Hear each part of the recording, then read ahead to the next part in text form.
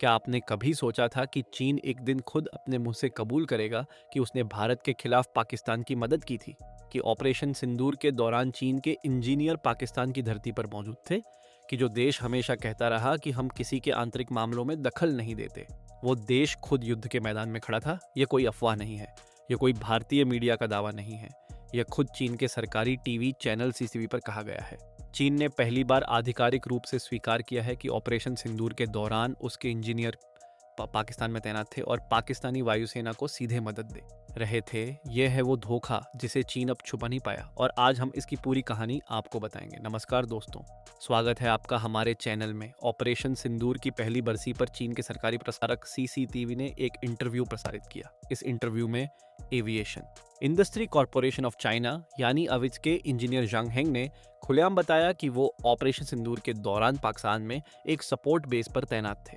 उन्होंने बताया कि मई की भीषण गर्मी में लड़ाकू विमान उड़ान भर रहे थे, हवाई हमले के सायरन लगातार बज रहे थे और उनकी टीम पाकिस्तानी वायुसेना के चीनी निर्मित J-10CE विमानों को चालू रखने के लिए काम कर रही थी।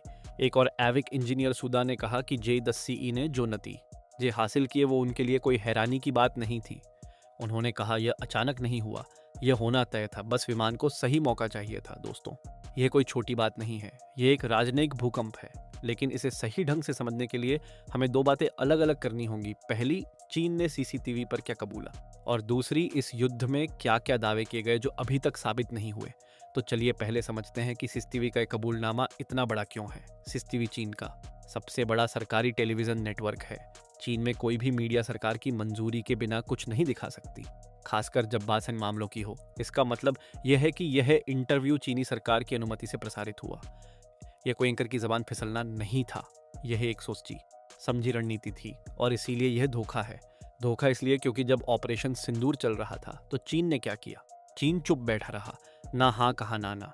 जब भारत ने आरोप लगाया कि चीन पाकिस्तान को लाइव सैटेलाइट इंटेलिजेंस दे रहा है, तो चीन ने टालम टोल किया। जब भारत ने कहा कि पाकिस्तानी एयरबेस पर चीनी तकनीकी कर्मी मौजूद हैं, तो चीन ने सब कुछ नकार दिया। लेकिन अब एक साल बाद, जब चीन को अपने हथियारों का प्रचार करना था, अपने J-10CE की ताकत दुनिया को दिखानी थी, तब अचानक वही सच कबूल कर लिया। यह कबूलनामा सच्चाई के लिए नहीं आया, यह अपने हथियारों की मार्केटिंग के लिए आया। अब बात करते हैं उन दावों की जो अभी तक भी वादित हैं। ऑपरेशन सिंदूर के बाद पाकिस्तान ने दावा किया कि उसने कई भारतीय विमान मार गिराए, जिनमें रफाल राफेल भी शामिल थे। पाकिस्तान का कहना था कि चीनी J-10C ने PL-50 मिसाइल से राफेल को मार गिराया, लेकिन इस दावे की हकीकत बहुत अलग है। भारत ने इन दावों को सिरे से खारिज किया। भारत के प्रेस इंफॉर्मेशन ब्यूरो ने साबित किया कि सोशल मीडिया पर जो तस्वीरें वायरल हो रही थीं, वो 2021 में पंजाब के मोगा जिले में हुई मिग वेज दुर्घटना की पुरानी तस्वीरें थीं, ऑपरेशन सिंदूर की नहीं। IAF chief air chief marshal AP Singh ने पाकिस्तान के दावों का जवाब देते हुए व्यंग्य से कहा, अगर उन्हें लगता है कि उन्होंने हमारे 50 विमान गिराए तो ठीक है, अगली बार वो 50 कम विमानों की तैयारी करें। और सबसे बड़ी बात, अमेरिका की एक कांग्रेसनल रिपोर्ट ने खुलासा किया कि फ्रांसीसी खुफिया एजेंसियों के मुताबिक चीन ने ऑपरेशन सिंदूर के बाद एक योजनाबद्ध डिसइंफॉर्मेशन कैंपेन चलाया। इस कैंपेन में AI से बनाई गई नकली तस्वीरें और वीडियो गेम की इमेज फैलाई गई, ताकि रफाल की साख गिरे और चीन का J-50 बाजार में आगे निकले। चीनी दूतावासों के डिफेंस अताश ने उन देशों को सीधे संपर्क किया जो रफाल खरीदने पर विचार कर रहे थे।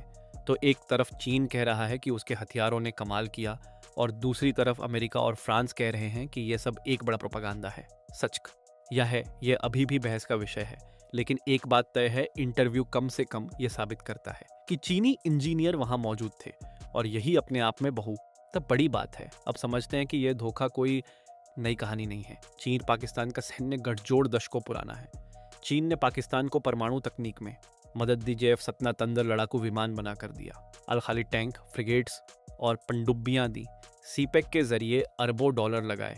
Stockholm International Peace Research Institute के मुताबिक 2021 से 2025 के बीच पाकिस्तान के हथियार आयात का लगभग 80% हिस्सा चीन से आया। लेकिन दुनिया अब तक यह मानती थी कि यह रिश्ता हथियारों की खरीद बिक्री तक सीमित है। चीन बेचता है, पाकिस्तान चलाता है। सीसीटीवी के इस इंटरव्यू ने वो भ्रम तोड़ दिया। अब साबित हो गया कि चीन सिर्फ हथियार नहीं बेचता, वो युद्ध में सीधे शामिल भी होता है। चीनी इंजीनियर पाकिस्तानी एयरबेस पर बैठकर भारत के खिलाफ विमानों को तैयार कर रहे थे। यह प्रॉक्सी वॉर की सबसे स्पष्ट परिभाषा है। और भारत के लिए यह कोई हैरानी की बात नहीं थी। भारतीय खुफिया एजेंसियों ने ऑपरेशन सिंदूर के दौरान ही यह बात कही थी, लेकिन उस वक्त अंतर्राष्ट्रीय ये मीडिया ने भारत की बात गंभीरता से नहीं ली। अब जब खुद चीन ने कबूल कर लिया तो भारत की इंटेलिजेंस एजेंसीज का हर दावा सही साबित हो गया है। अब सबसे जरूरी सवाल आगे क्या होगा?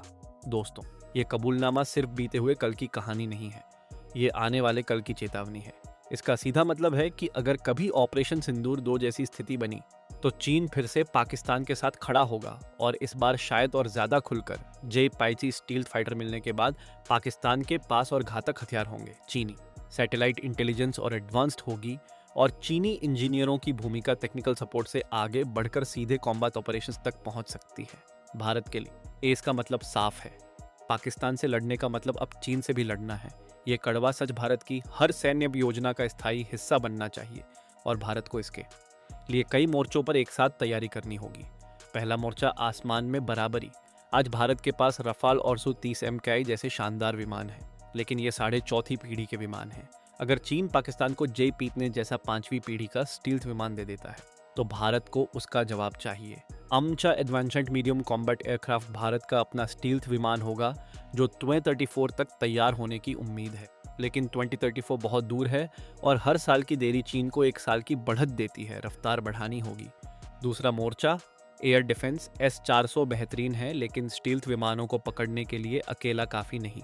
भारत को लो फ्रीक्वेंसी रडार तकनीक पर तेजी से काम करना होगा, जो स्टील्थ विमानों के छुपने की क्षमता को कमजोर कर सके। दर्डो का quick reaction surface to air missile system और अन्य स्वदेशी एयर डिफेंस सिस्टम, इन सब की तैनाती पश्चिमी सीमा पर प्राथमिकता से होनी चाहिए। तीसरा मोर्चा आंखें और कान। ऑपरेशन सिंदूर में चीन ने पाकिस्तान को सैटेलाइट इमेजरी, इलेक्ट्रॉनिक इंटेलिजेंस और रियल टाइम रिकॉनेसेंस दी। भारत को अपनी सैटेलाइट इंटेलिजेंस क्षमता इतनी मजबूत करनी होगी कि दुश्मन के हर कदम की जानकारी पहले से हो। इलेक्ट्रॉनिक वॉरफेयर में ऐसी तकनीक चाहिए जो चीनी संचार और रडार सिस्टम को जाम कर सके।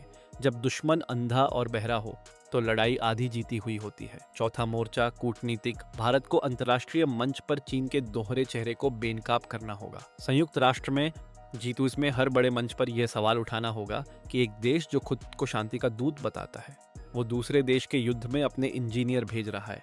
यह सिर्फ सैन्य लड़ाई नहीं है, यह नैरेटिव की लड़ाई भी है।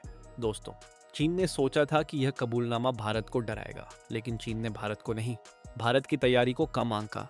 ऑपरेशन सिंदूर में भारत ने दोनों का गठजोड़ होने के बावजूद अपना मिशन पूरा किया। 9 आतंकी ठिकाने तबाह किए, सैकड़ों आतंकवादी रह गए, और IAF ने पाकिस्तानी वायुसेना के 5 लड़ाकू विमान और एक बड़ा खुफिया विमान मार गिराया।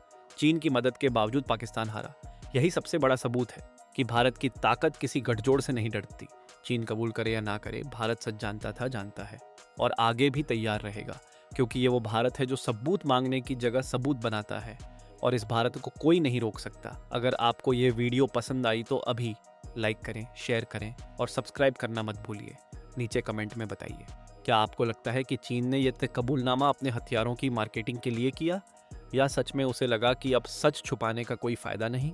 अपनी राय जरूर दीजिए। मिलते हैं अगली वीडियो में। जय हिंद।